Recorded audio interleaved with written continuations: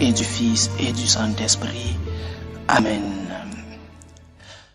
Chers frères et sœurs, nous sommes vendredi saint et la méditation que j'ai voulu partager avec vous a un fondement traditionnel. Nous faisons les transmissions des Eucharisties depuis Madrid, l'Espagne. Il y a une tradition dans ce pays qui consacre du temps pour méditer sur les dernières paroles que le Christ a prononcées avant de mourir. Méditer sur ces dernières paroles. Elles sont appelées les dernières paroles du Christ. Ce sont les dernières paroles qu'il a prononcées en étant encore en vie. Il a prononcé d'autres déjà ressuscités. Mais les dernières paroles de tout être humain avant de mourir, une personne qui meurt étant consciente, qui ressent la mort arriver, la dernière parole renferme une espèce de testament. Et principalement, généralement, ce sont des paroles qui ont un grand poids. Et les paroles, les dernières de notre Seigneur, ces dernières 7 paroles, les 7 phrases, les dernières 7 phrases prononcées par notre Seigneur, renferment son testament. C'est un moribond qui parle. Il sait qu'il est en train d'être conduit vers la croix et donc vers la mort. Il sait que l'heure est arrivée et il veut prononcer des paroles qui doivent rester dans nos cœurs, qui doivent marquer ceux-là qui les écoutent. Donc, les dernières paroles de notre Seigneur, les 7 dernières phrases de notre Seigneur, c'est la méditation de ce vendredi saint. N'oublions pas, c'est un testament. Le Seigneur parle parce qu'il veut que nous prenions en compte et très en compte ces dernières phrases qu'il nous dit. Ces paroles sont recueillies dans les 4 évangiles. Il y en a 3 qui nous viennent de l'évangile de Saint Luc, 3 autres qui nous viennent de l'évangile de Saint Jean, et une, la centrale, la 4e, qui nous vient de l'évangile de Saint Matthieu et de l'évangile de Saint Marc. Luc et Marc n'ont pas été des témoins directs de la passion, mort et résurrection de notre Seigneur, mais Jean était là. Matthieu était apôtre. C'est vrai qu'il a fui, il n'a pas vécu toute la passion, mort de notre Seigneur, mais Jean était là. Et Jean a peut-être été celui-là qui a raconté aux autres ce que le Christ a dit pendant ces derniers instants de sa vie. Méditons donc sur le testament de Jésus. C'est peut-être le résumé de toute sa vie publique, de tous ses enseignements, les dernières paroles de notre Seigneur Jésus. La première, une parole consolatrice, une parole d'intercession. Il dit, Père, pardonne-leur, ils ne savent pas ce qu'ils font. C'est Saint Luc qui nous la raconte, Luc 23, verset 34. Père, pardonne-leur, ils ne savent pas ce qu'ils font. Pardonne-leur. Lui qui est la victime, lui qui est amené à l'abattoir innocemment, l'agneau innocent prédit par Isaïe 8 siècles avant, lui qui est la victime devient l'avocat. Pardonne-leur. Une prière de consolation, mais aussi d'intercession. Pardonne-leur, Seigneur. Ils ne savent pas ce qu'ils font. Une excuse qui est apparemment à peu de valeur, parce que c'est vrai que ces personnes ne savaient pas ce qu'ils faisaient. Ne savaient-ils pas qu'ils étaient en train de conduire un innocent à l'abattoir? Ne le savaient-ils pas? Ils le savaient. Ils savaient que Jésus était innocent. Ils savaient qu'ils étaient en train de conduire un homme bon, un homme qui a fait du bien. Ils savaient qu'ils étaient en train de tuer un homme bon. Mais en réalité, Jésus avait raison. Ils ne savaient pas dans le fond ce qu'ils faisaient. Père, pardonne-leur. Ils ne savent pas ce qu'ils font. Le Seigneur met tout le poids de son amour au service de ses assassins. Et nous, savons-nous ce que nous faisons lorsque nous commettons un péché? Savons-nous ce que nous faisons lorsque nous nous éloignons de Dieu? Savons-nous ce que nous faisons lorsque nous rejetons le message du Christ? Le savons-nous? Comme cela savait ce qu'il faisait, nous le savons, parce que nous avons reçu cette semence, la lumière dans notre conscience. Nous avons distingué ce qui est bien de ce qui est mauvais. Mais dans le fond, nous ne sommes pas toujours conscients de la gravité de nos péchés. C'est pourquoi le Seigneur demande pardon à notre place. Pardonne-leur, Père, pardonne-leur. Ils ne savent pas ce qu'ils font. Nous devons être conscients de la bonté de Dieu, mais aussi conscients du mal que nous faisons. C'est pourquoi, devant toutes les douleurs provoquées par l'homme, les guerres, je pense par exemple à ce peuple haïtien qui vit des moments si difficiles, la famine, les injustices, devant toutes les souffrances que l'homme cause à l'autre homme. Le Seigneur Jésus devient l'avocat de ceux-là qui sont persécutés, de ceux-là qui sont des victimes de ces injustices humaines. Père, pardonne-leur, ils ne savent pas ce qu'ils font. Dieu est disposé à te pardonner. Dieu est disposé, quelle que soit la gravité de ton péché, à tourner la page. Il est fidèle, il est lent à la colère, il est riche en miséricorde. Père, pardonne-leur. Ils ne savent pas ce qu'ils font. Il n'y a pas de péché que le Seigneur ne puisse pardonner. Il n'y a pas de péché, aussi grave qu'il soit, que le Seigneur ne puisse pardonner. Alors, laisse-toi sauver. Laisse que le Seigneur te pardonne. Sois docile à la miséricorde de Dieu. Mais ne te fatigue pas de demander pardon pour tes péchés. Nous avons le meilleur avocat qui ait pu exister. Il obtient par ses mérites notre pardon. Dieu est si bon qu'il nous pardonne alors que nous avons tué son propre fils. Mais pour obtenir ce pardon, nous demandons humblement: pardon, Seigneur, pardonne-moi, Seigneur. Peut-être que je sais ce que je fais, mais pardonne-moi, Seigneur. Ou alors dans le fond, je ne sais pas ce que je fais. Je te fais souffrir, Seigneur, par mon péché, et je fais souffrir mon prochain, mais surtout, je me fais souffrir moi-même. Pardonne-moi, Seigneur, parce que tant de fois, je ne sais pas ce que je fais.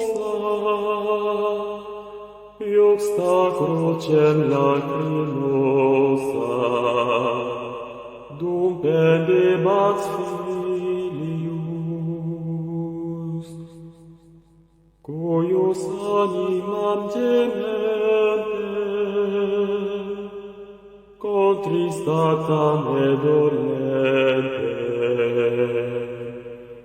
per transivit. Si la première parole était une intercession à notre faveur, La deuxième est dirigée à un pécheur, au bon larron. Le bon larron qui l'a défendu, il a sauvé des griffes du mauvais larron. Ce mauvais larron qui a douté de la divinité de notre Seigneur. Si tu es Dieu, un criminel, le bon larron qui défend un innocent, notre Seigneur.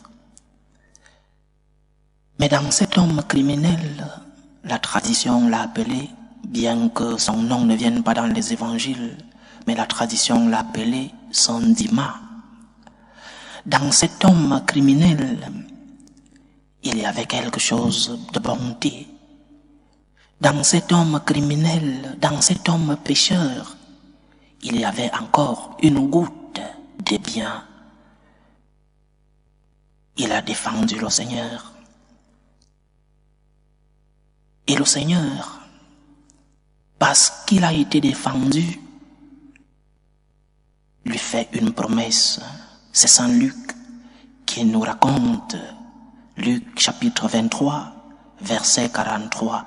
En vérité, je te dis, aujourd'hui, tu seras avec moi dans le paradis. En vérité, je te dis, aujourd'hui même, tu seras avec moi dans le paradis. Cette promesse est conséquence de la défense. Parce que Saint Dima a défendu Jésus, il a reçu le paradis. Le premier enseignement de cette parole, c'est que Jésus nous assure qu'il y a vie éternelle. Oui, il y a vie éternelle.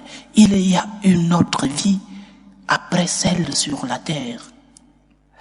Sainte Thérèse définissait la vie sur la terre comme une mauvaise nuit dans une mauvaise auberge. Il y a vie éternelle. Il y a une autre vie après celle-ci. Et le Seigneur, non seulement le dit, mais il l'assure. Il dit, en vérité, tu seras avec moi au paradis. En vérité, nous allons mourir. Et le Seigneur nous le dit, il y a vie éternelle. Tu as perdu une personne que tu aimais, ton fils, un membre de ta famille. Le Seigneur te le dit, il y a vie éternelle. Aujourd'hui même, il sera avec moi dans le paradis. Ou alors, une personne aimée, ou toi-même, tu vis des moments de maladie, peut-être les derniers instants de ta vie, le Seigneur te l'assure. Il y a vie éternelle. Tu seras avec moi dans le paradis. Le Seigneur nous a promis tant de choses et nous savons que ces promesses, il les réalise toujours. Il y a vie éternelle. C'est le premier enseignement de cette parole, l'assurance de la vie éternelle. Le deuxième enseignement, c'est que le Seigneur assure cette vie à un criminel, à un pécheur comme toi et moi. Dieu ne se fatigue pas de nous pardonner. Dieu ne se fatigue pas de nous montrer son amour, sa miséricorde. Dieu ne se fatigue pas de nous donner une nouvelle opportunité, mais à une condition, que nous soyons conscients de notre péché, que nous soyons conscients des offenses que nous faisons, et dans ce cas, que nous puissions défendre le Seigneur contre les attaques du monde. Es-tu prêt à défendre le Seigneur? Es-tu prêt à défendre le Christ qui souffre? Es-tu prêt à défendre cette personne qui est attaquée, persécutée injustement? Es-tu prêt à défendre le Seigneur? Alors, lorsque tu défends le Christ, il te le dit. En vérité, je te dis, aujourd'hui même, tu seras avec moi au paradis. promesse, mais certitude. Une promesse, tu seras. Mais en vérité, certitude. La certitude de la vie éternelle et la promesse d'être avec le Seigneur. Donc, ne te considère pas comme une personne rejetée par le Seigneur parce que tu es pécheur. Le Seigneur pardonne ton péché. Il est miséricordieux. Il ne te demande qu'une chose. Viens lui demander pardon. Il ne te demande qu'une chose. Sois conscient de ton péché. Et si tu as l'occasion de le défendre, défends-le comme le bon larron sentiment l'a fait. Il te promet la vie éternelle. Il t'assure que tu seras avec lui au paradis. Méthode de prière des franciscains de Marie. Jésus, je te fais confiance. Je t'aime. Je t'adore. Je te remercie. Je te demande pardon. Je te demande des grâces. Je m'offre à toi comme Marie. Amen. Après avoir assuré le paradis au criminel Dima, qui est devenu saint Dima, le Seigneur regarde le petit groupe qui l'accompagnait. Les principaux membres de ce groupe étaient sa mère, la Vierge Marie, et à côté d'elle, Saint Jean, Sainte Marie-Madeleine. Cette parole, la troisième, nous est racontée par Saint Jean lui-même qui était présent. Jean chapitre 9, des versets 26 et 27. À la Vierge, le Seigneur dit, « Femme, voici ton fils. » Et en se référant à Saint Jean, il dit à l'apôtre, « Voici ta mère. » Marie est la femme, le modèle de femme. C'est ainsi que Jésus l'appelle. Il l'a appelée ainsi lors de son premier miracle public. « Femme, que me veux-tu » Il l'appelle encore ainsi lors de ses dernières paroles. « Femme ». Marie est le modèle de femme. Jésus pouvait l'avoir appelée maman, mais il dit femme. Femme pour ainsi recommander à toutes les femmes de prendre soin des hommes qui sont en réalité les plus faibles. Les hommes sont en réalité les plus faibles. Et Jésus demande à la femme de traiter l'homme comme un fils. Traite l'homme comme un fils. Femme, voici ton fils. Traite l'homme comme un fils. Mais en même temps, il proclame Marie comme mère de nous tous, la nouvelle Ève. Marie est mère des affligés, consolatrice des tristes, secours des chrétiens. Elle est la mère qui intercède. À toute femme, Jésus dit, cet homme est ton fils. Prends soin de lui. Femme, voici ton fils. Le Seigneur te le dit. À toutes les femmes, il vous le dit. Prends soin de l'homme. Prends soin de ton fils. Traite l'homme comme si tu traitais ton fils. Mais aussi, il dit à Saint Jean, prends soin de Marie comme si c'était ta mère. Voici ta mère. Il nous le dit à tous les hommes. Traite la femme avec respect. N'abuse pas d'elle. Ne la traite pas comme si c'était un objet. Aime-la. Aime ton épouse. Aime-la comme si c'était ta mère. Jésus ordonne donc une prise en charge réciproque. Si Marie prend soin de nous, nous devons prendre soin d'elle. Si la femme prend soin de l'homme, l'homme doit aussi prendre soin de la femme. Femme, voici ton fils. Fils, voici ta mère. Femme traite bien l'homme et homme respecte la femme. Crucem lacrimosa, dum pendebat filius, cuius animam gemente, contristatam et dolente, per transivi La quatrième parole, Élie, Élie, lema sabachthani, mon Dieu, pourquoi m'as-tu abandonné? C'est la centrale. Nous avons déjà parlé des trois. Il y aura trois autres. C'est la centrale.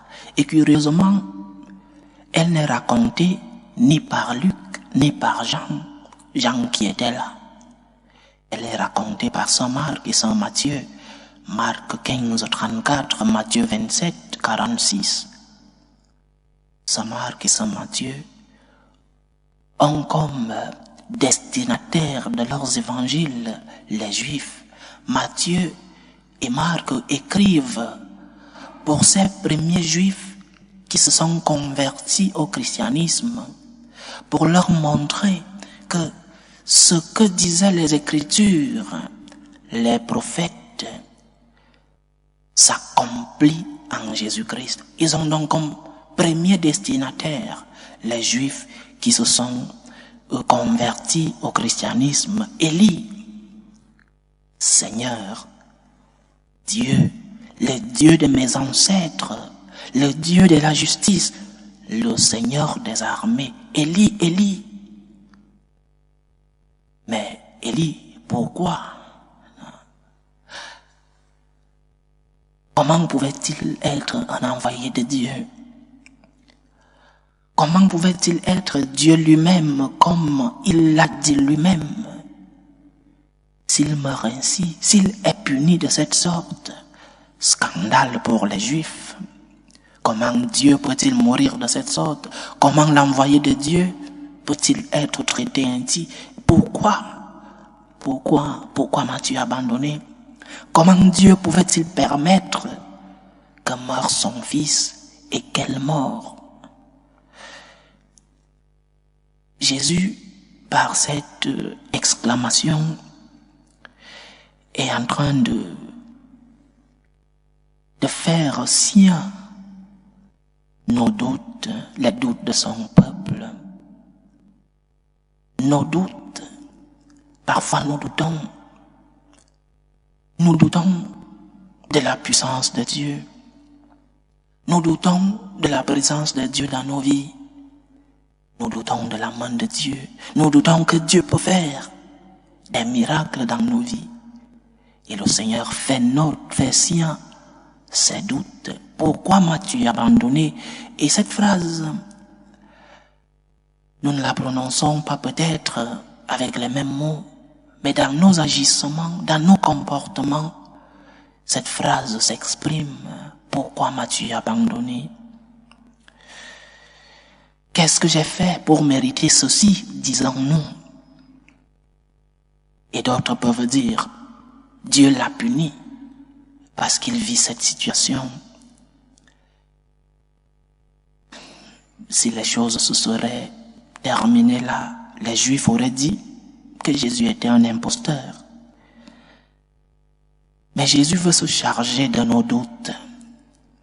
Il veut nous faire comprendre que devant la douleur, devant la souffrance, il est normal que nous soyons affligés.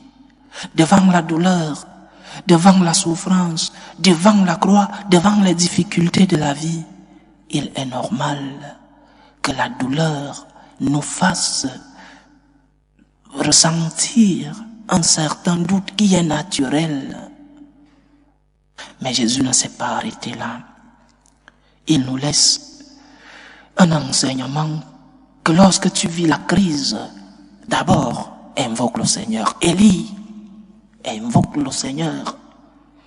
Tu vis un moment de crise, tu vis un moment de croix, tu vis un moment de persécution, un moment de souffrance, la maladie. Élie, Élie, Appelle le Seigneur, invoque le Seigneur. Ne porte pas ta croix seule. Même si ta supplication est basée sur le doute, pourquoi m'as-tu abandonné?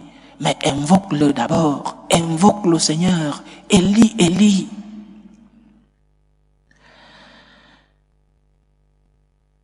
Ne t'éloigne pas de Dieu parce que tu souffres. Ne t'éloigne pas du Seigneur parce que tu vis des moments de difficulté, de tempête. Si tu t'éloignes de Dieu, seras-tu guéri? Si tu t'éloignes de Dieu, ton fils qui est décédé ou qui est gravement malade, trouvera-t-il la guérison? Si tu t'éloignes de Dieu, trouveras-tu un emploi ou alors ton fils trouvera-t-il un emploi? Si tu t'éloignes de Dieu, tes enfants se convertiront-ils? Non, au contraire, tu seras seul, sans conseiller, sans consolateur. C'est pourquoi le Christ, dans ce moment de souffrance, appelle le Seigneur. Élie, il accepte ses souffrances. Il accepte de porter la croix. Il accepte la volonté de Dieu. Il accepte que le Seigneur puisse permettre une souffrance dans la vie parce qu'il sait que le Seigneur a toujours œuvré en lui. Alors tu vis des moments de difficulté, accepte ta croix, invoque le Seigneur, demande-lui de t'aider, demande-lui sa force. Appelle ton père, Élie. D'autres traductions disent Eloi, appelle ton père. Appelle ton père qui va t'accompagner pour que tu ne sombres pas, pour que tu ne te noies pas. Mon Dieu, aide-moi dans cette croix. Mon Dieu, j'ai besoin de toi. Mon Dieu, je suis faible, je ne peux plus. Élie, Élie, ne m'abandonne pas.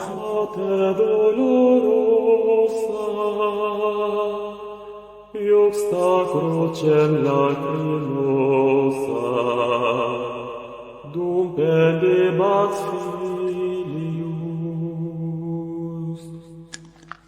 cuius animam gemente, contristatam et dolente, La 5e parole du Christ nous est racontée par Saint Jean. Jésus exprime un besoin. Dieu exprime un besoin. Mais ce Dieu est aussi homme. Maintenant que tout est sur le point de finir, il demande de l'aide.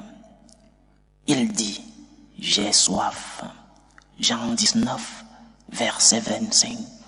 J'ai soif. C'était un besoin physique. Il avait perdu beaucoup de sang. Et lorsqu'on perd du sang, on a besoin de liquide.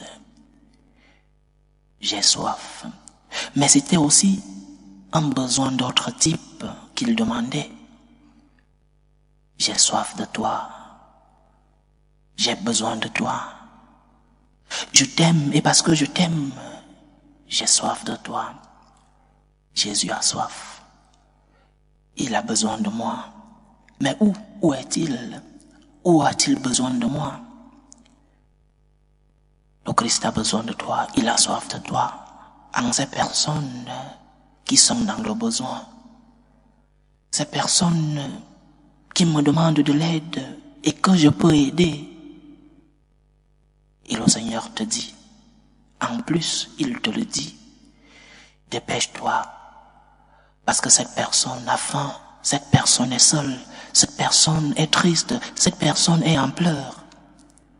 Dépêche-toi, parce que cette personne a soif. Jésus te demande de l'aide. Et tu dois être conscient que le Christ continue de crier soif.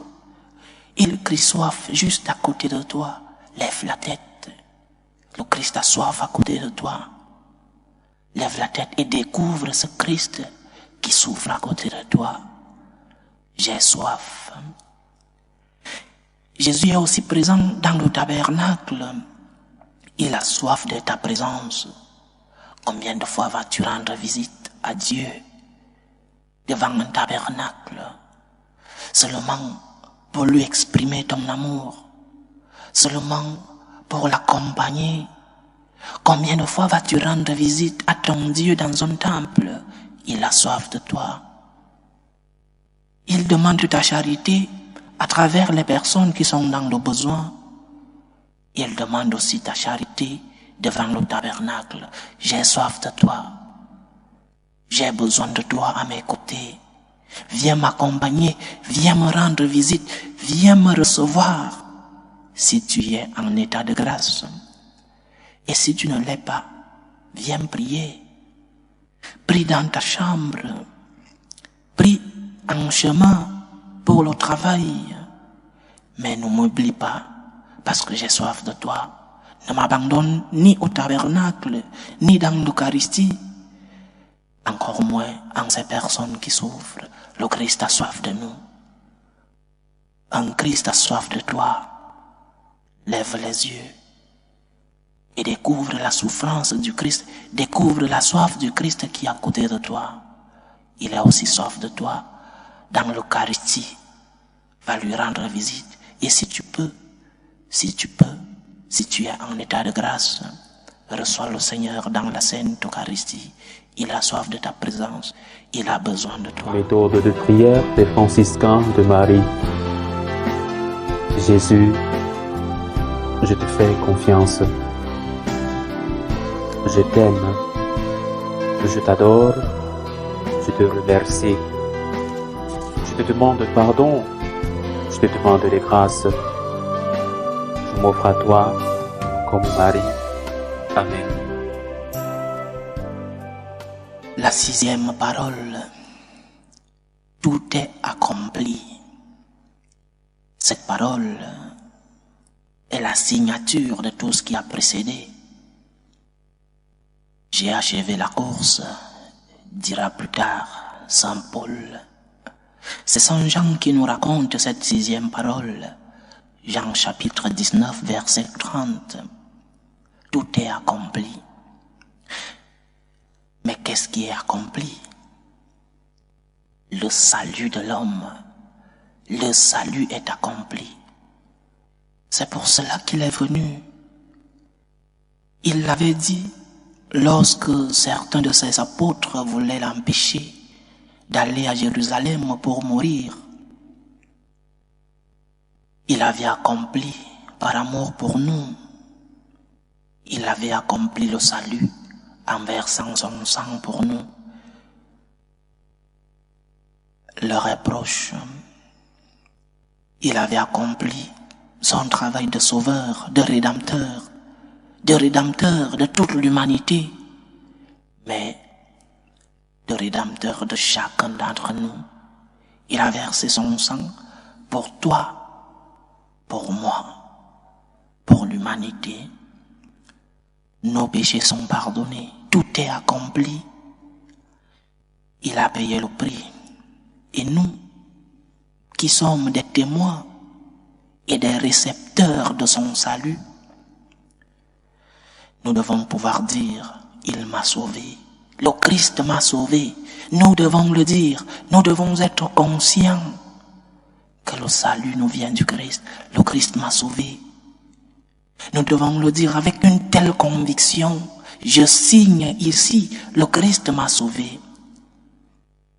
Et comme il m'a sauvé, je veux aussi lui donner une réponse. Je veux lui donner une réponse d'amour en l'aimant le plus possible comme il m'a aimé. Tout est accompli. Que moi aussi je puisse le dire lorsque j'aime le Seigneur. Tout est accompli. Il a fait par amour. Quelle est la réponse que tu donnes à ce Dieu si amour? Ce Dieu qui a tout accompli dans ta vie, jusqu'à verser son sang, jusqu'à mourir sur la croix pour toi. Es-tu disposé à lui donner ta vie? Es-tu disposé à lui donner la réponse qu'il mérite de recevoir de toi? Il a tout accompli. Tu dois lui donner une réponse. Tu dois aussi dire, Seigneur, aide-moi à accomplir.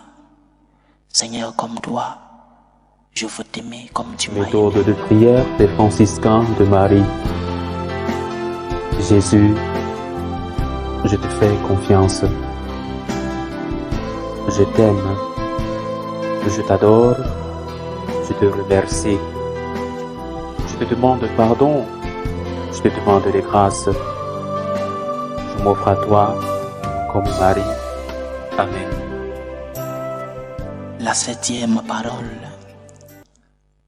Père, en tes mains, je remets mon esprit. Cette parole nous est racontée par Saint Luc, Luc chapitre 23, verset 46. Et cette parole a un air, une saveur de celle que notre mère, la Vierge Marie, a prononcée lors de l'Annonciation. Voici l'esclave du Seigneur, qu'il me soit fait selon ta parole, dit la Vierge. Jésus dit, entre tes mains, je remets mon esprit. Confiance, j'ai confiance en toi. Voici la servante du Seigneur, confiance, qu'il me soit fait selon ta parole. Père, en tes mains, je remets mon esprit. Confiance, j'ai confiance en toi. Je sais en qui j'ai mis ma confiance, dira Saint Paul dans sa 2e lettre à Timothée. Je sais en qui j'ai mis ma confiance. Et Jésus le dit au Père. Je sais en qui j'ai mis ma confiance. La Vierge, notre mère, l'a aussi dit. Voici la servante du Seigneur, qu'il me soit fait selon ta parole. Dans ces derniers moments de sa vie, avec peu de force, ce que notre Seigneur dit, c'est confiance. J'ai confiance en toi. J'ai confiance en toi, Seigneur. Si dans la 4e parole, il avait dit, il avait pris sur nous les doutes, il avait pris les doutes de son peuple, il n'est pas dérangé que nous prions, que la coupe, que la croix s'éloigne de nous. Il n'est pas dérangé que nous lui demandions un miracle. Dieu n'est pas dérangé que nous ayons des doutes. Mais après les doutes, nous devons dire, j'ai confiance en toi. Dans les grands et dans les petits doutes, dans les doutes quotidiens, dans les doutes provoqués par nos proches, les doutes provoqués par la souffrance. Seigneur, j'ai confiance en toi. Lorsque tu souffres, moins grave, très grave, en tes mains, je remets mon esprit, en tes mains, je remets ma vie, offrande de nos souffrances. C'est ce que nous faisons lors de l'Eucharistie. Nous offrons nos souffrances au Seigneur. Et toi qui souffres, es-tu capable de prononcer ces paroles de notre Seigneur? Non seulement les prononcer, mais croire en elles. Fais confiance au Seigneur. Fais confiance en ton Dieu. Le mal, la souffrance n'a pas le dernier mot dans ta vie. Le mal, la souffrance ne sortira pas victorieux dans ta vie. Mais tu dois faire confiance en Dieu.